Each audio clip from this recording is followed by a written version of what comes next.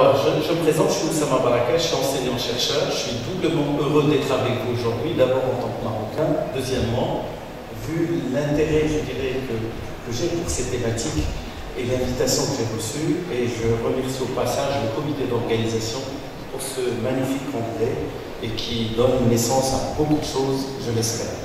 Alors, je vais vous parler d'un témoignage sur un projet européen que je dirige actuellement, qui s'appelle SIA-REMU. SIA-REMU, c'est Système d'intelligence artificielle pour la régulation médicale des urgences. Donc je vais être assez rapide. Ce travail s'effectue avec un ensemble de partenaires, le CHU de Besançon, le CHU de Lausanne, donc en Suisse, plus un certain nombre de laboratoires, donc le laboratoire FemtoST, qui est un laboratoire en Franche-Comté assez connu, je pense que le collègue le connaît bien, parce que j'ai vu les travaux de base. Le LIMSI, qui est une unité propre CNRS qui se trouve à Paris. Vocapias Research, qui est donc une start-up issue du LIMSI parisien. Et puis Tequan, qui est passé beaucoup, donc c'est une boîte suisse, qui est passée beaucoup à la télé en période de Covid, parce que c'est une boîte qui est spécialisée dans la gestion des situations critiques et d'urgence. Et puis, bien sûr, on retrouve le 144. Le 144 suisse, c'est la structure qui gère les urgences, comme en France, on a le 15. Donc, je ne sais pas au Maroc le numéro qu'on a pour les urgences, c'est le 15 aussi, non? Je ne sais pas. Voilà. Deuxième diapo, s'il vous plaît. Alors, les urgences et la régulation médicale des urgences. Comment ce projet est né? Ce projet est né suite à un appel de l'ARS. L'ARS, c'est l'Agence régionale de la santé dans la région de Bourgogne-Franche-Comté, et qui nous ont dit, vu les problèmes qu'on a au niveau des urgences, ça serait bien d'élaborer un modèle qui nous permet de réduire le temps d'attente des urgences. Donc il est né sur la base de la réduction du temps d'attente des urgences.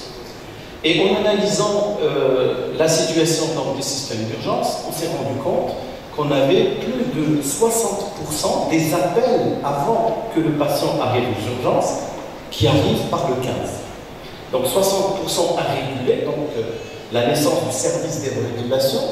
Et ensuite, le patient il arrive donc au service d'urgence et à partir de là, il y a tout un process, donc il est pris en charge et ensuite, pour arriver. Le temps d'attente moyen, il peut varier entre 3 heures, 6 heures, 8 heures. Je pense que tout le monde a suivi le scandale qui est arrivé en France quand il y a eu une patiente qui est décédée dans un hôpital, donc à Strasbourg, parce qu'elle était dans le service d'urgence, qui était égarée, et ça fait donc tout un scandale. Alors la mission justement du service de régulation d'urgence, c'est la détection améliorée des cas d'urgence vitale et non urgente, l'attribution efficace des services et des moyens donc mobiles pour aller chercher le patient en cas de situation critique, et la détection précoce des filières de soins d'urgence. Alors, je ne suis pas médecin, je suis enseignant-chercheur en génie industriel et ensuite en génie hospitalier, mais j'ai appris qu'il y avait 3 grosses filières d'urgence, la neuro pour les AVC, la cardio pour les crises cardiaques et les traumatos lourds. Donc, tous les services de régulation d'urgence essayent de détecter ces cas d'urgence pour aller au plus vite possible. Vous savez très bien que pour la neuro, pour un AVC, il faut réagir au moins de 3 heures. Et si on dépasse les plus de 3 heures, ça veut dire que la thrombolyse ne peut plus s'effectuer. Et du coup, on va avoir, je dirais, des séquelles graves. Et c'est une des premières, des causes de situation de décès. Alors, comment ça fonctionne? Donc, au niveau du SAMU, on a 3 écrans. Vous voyez bien donc la personne. C'est un système d'information qui s'appelle Centaure. Et ce système d'information reçoit l'appel téléphonique du patient, le localise et décide de lui envoyer donc soit l'hélico, soit le SAMU pour le chercher le plus rapidement possible et le moyen et le vecteur de transport le plus efficace possible. Diapo suivante, s'il vous plaît. Diapo, s'il vous plaît. Alors, quand il y a un appel au 15, automatiquement la gendarmerie, la police et plusieurs services reçoivent parce qu'il y a une obligation de traçabilité donc, de toutes ces données. L'appel santé, c'est un appel audio. Souvenez-vous de ce que je vous dis tout de suite. C'est un appel audio qui est enregistré. Ça veut dire qu'on a une bande vocale et il y a obligation de garder la traçabilité de tout le discours entre le patient ou la famille du patient avec la régulation des urgences. Ensuite, le service d'urgence décide d'amener ou pas le patient jusqu'à le lit d'hospitalisation pour lui affecter donc un lit. Diapo, s'il vous plaît. Alors, les missions du centre de régulation: assurer une écoute médicale permanente, déterminer et déclencher le processus dans un délai le plus rapidement possible, la réponse la mieux adaptée, s'assurer de la disponibilité des moyens d'hospitalisation et organiser le transport et veiller à l'admission du patient. Ceci est une obligation depuis le décret 87 sur la gestion donc des SAMU. Alors, je vais vous donner juste un petit exemple comment ça se passe en Suisse. En Suisse, il y a une obligation, quel que soit le lieu du patient, un quart d'heure, une prise en charge obligatoire par un médecin. En France, on n'a pas encore ce un quart d'heure. Il y a obligation déjà de le prendre, mais au niveau du temps, il n'y a pas d'obligation de temps, on dit le plus rapidement possible, mais il se passe beaucoup de choses. Alors, les conférences qu'on a entendues tout à l'heure, sur des périodes, sur des zones désenclavées, comment on peut donc respecter, je dirais, ce temps donc minimum. En Suisse, on peut skier en plein fond, donc je dirais du Molaison, et bien un quart d'heure après, quand il y a un problème, il y a obligation de prendre en charge donc, le patient. Diapo, s'il vous plaît. Alors, la régulation médicale des urgences est un processus assez complexe. La gestion des cas médicaux urgents, comme je l'ai dit tout à l'heure, donc les cas graves à gérer, la possibilité de mise en œuvre de l'ensemble des ressources. Par ressources, on entend l'hélico pour chercher le patient, on entend aussi la préparation de l'IRM, du scanner, vu la description qui est donnée par le patient, voire même l'orientation patient dans un service qui va l'accepter au niveau de l'hôpital. Et enfin, l'utilisation du champ de la télémédecine est très ouverte et il y a une application qui était déjà développée chez nous en Franche-Comté sur la partie REN-AVC, c'est-à-dire un système de régulation des urgences neurologiques sur l'ensemble des territoires, même les endroits les plus désenclavés. Alors le CRACAS, c'est bien le centre de régulation des urgences, c'est le pivot vraiment de l'organisation de fonctionnement, et il reçoit énormément d'appels. Juste pour un exemple, pour une journée, on peut recevoir jusqu'à 900 appels téléphoniques au 15. Donc 900 appels, 900 audios, ensuite qu'on va gérer avec un système d'IA. La nécessité donc d'anticiper et de définir vraiment la stratégie du bénéfice de doute qui est donc bien utilisée toujours au profit du patient. Bien évidemment, il y a toujours des personnes qui n'ont pas de chance. Des personnes qui n'ont pas de chance parce que soit il a négligé un appel, soit il a négligé le moment pour signaler qu'il est en train de faire un AVC, je prends toujours cet exemple d'AVC, et bien plus le temps passe, plus il aura donc des difficultés à être pris en charge. L'environnement technologique est extrêmement important avec des outils de plus en plus complexes, interopérables. À titre d'exemple, pour un petit CHU comme celui de la Franche-Comté, c'est 226 logiciels interopérables. Alors, le HAS, donc la Haute Autorité de la Santé, nous oblige, les systèmes hospitaliers, à apporter une réponse médicale la plus adaptée sur un ensemble de critères. L'estimation de la gravité, l'appréciation du contexte, la connaissance donc, des ressources disponibles dans un délai d'intervention le plus court. Et du coup, il est très important d'inscrire le patient dans une filière de soins. C'est pour cela qu'on a besoin d'avoir les informations nécessaires sur l'orientation de la filière de soins. Diapo suivante, s'il vous plaît.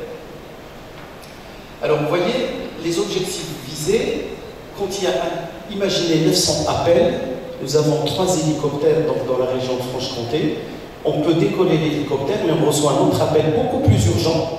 Et dans ce cas-là, on aiguille donc l'hélico et tout ceci se fait, je dirais, de manière incrémentale et dans le temps le plus rapidement possible. Donc ça veut dire qu'il y a plein d'appels et la gestion des ressources devient extrêmement compliquée. Diapo suivante. L'importance donc des flux de patients. Nous sommes des gens d'origine du génie industriel, on travaille beaucoup sur la gestion de flux. L'importance d'organisation médicale pour l'allocation de moyens. et l'importance aussi de la prise en compte de l'optimisation et de la disparité au niveau donc, des territoires. D'où l'intérêt de notre approche de modélisation, une approche patient, moyen et territoire. Alors, dans le domaine de la santé, et en particulier l'importance des données.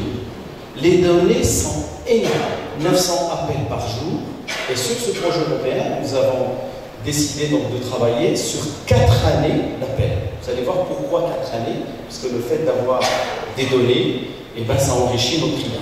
Il n'y a pas d'IA sans données. Si on n'a pas beaucoup de données, eh ben, on ne peut pas faire vraiment de l'IA. Donc c'est pour ça qu'on a besoin de données.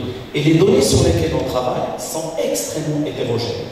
On a commencé par des données audio, il y a des données images, il y a des données IRM, il y a des données structurées, il y a des données non structurées, il y a des données internes, il y a le DLP, le dossier médical du patient, parce que l'appel, quand on reçoit un appel du patient, on sait qu'il est par sa carte d'identité, tout le protocole d'anonymisation, tout le protocole justement de l'identité du patient, il faut s'assurer que c'est le bon patient, surtout s'il est insuffisant cardiaque, donc il faut bien le savoir.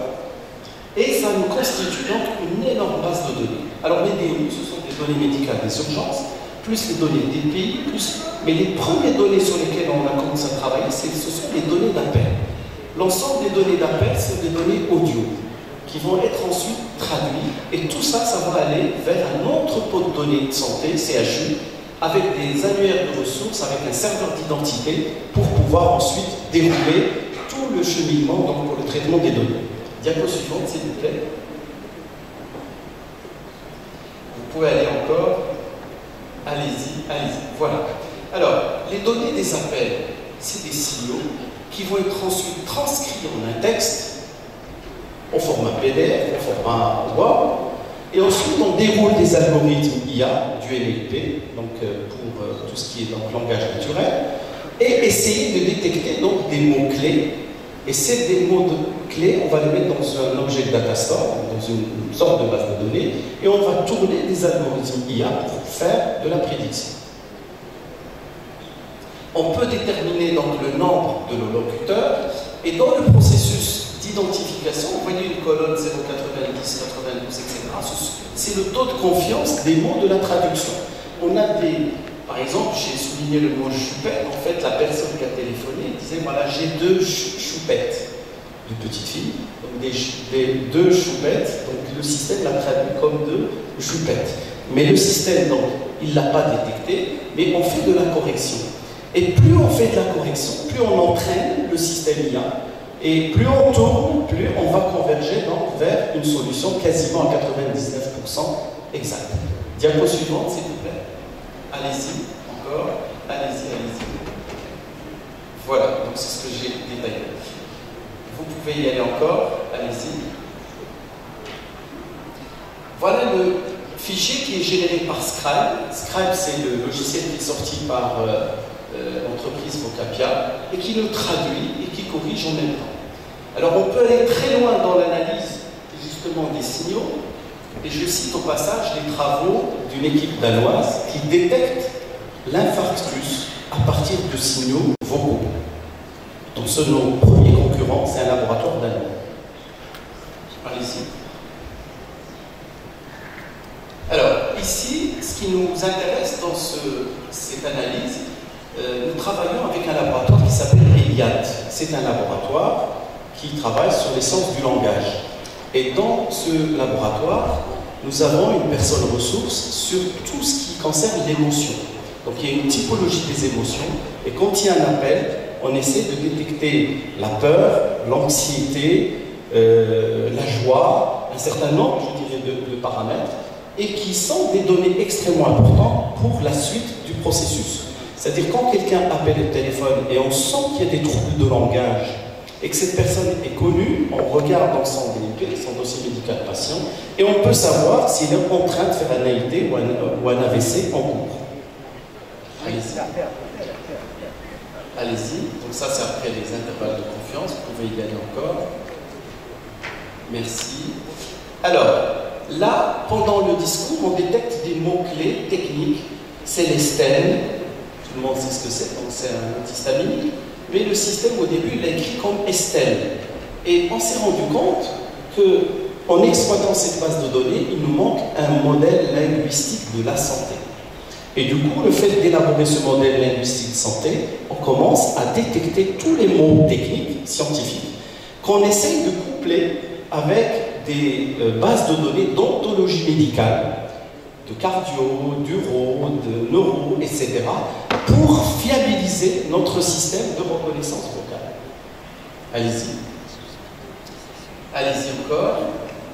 Voilà. Donc notre plateforme SIA-ROMU, c'est une plateforme numérique basée sur les données ontologiques, des données anonymisées. Alors je passe l'ensemble des développements qui ont été faits pour anonymiser des centaines de milliers, je dirais, de traitements vocaux. Et après justement toute cette anonymisation, on peut commencer à les traiter. Alors vous savez très bien que travailler sur les données de santé, c'est extrêmement sensible. On n'a pas le droit de travailler en précisant les noms, les prénoms des personnes, etc. Donc on est obligé d'anonymiser. Mais quand je dis anonymiser, ce n'est pas que le nom et le prénom, c'est le nom, le prénom, l'âge, le lieu, le numéro de téléphone. Il y a plein d'informations que le patient dit oralement. Et tout ça, il faut donc l'enlever, le nettoyer et construire donc cette base de données avant de tourner donc les algorithmes IA. Allez-y. Donc là, c'est toute la technologie qui a été mise en place au service de data scientists. Donc une fois que validé, testé sur des cas d'usage en neuro et en cardio, on passe ensuite à la partie industrielle. Allez-y, je me dépêche. Vous pouvez continuer. Mr. President, please. Mr. President of this session, I'm sorry for this interruption. You have please, we have the time because we have 2 more interventions. So, please, if it's possible. Thank you so much. Très bien. Conclusion. Alors, la conclusion, le système SIA-ROMU, c'est le petit pavé bleu. Il sera donc intégré demain. Quand je dis demain, c'est le 25 novembre. La date, elle est fixée lors du congrès qui aura lieu donc, en Suisse pour être testé sur le CHU de Besançon et le CHU de Lausanne. Je vous remercie de votre attention.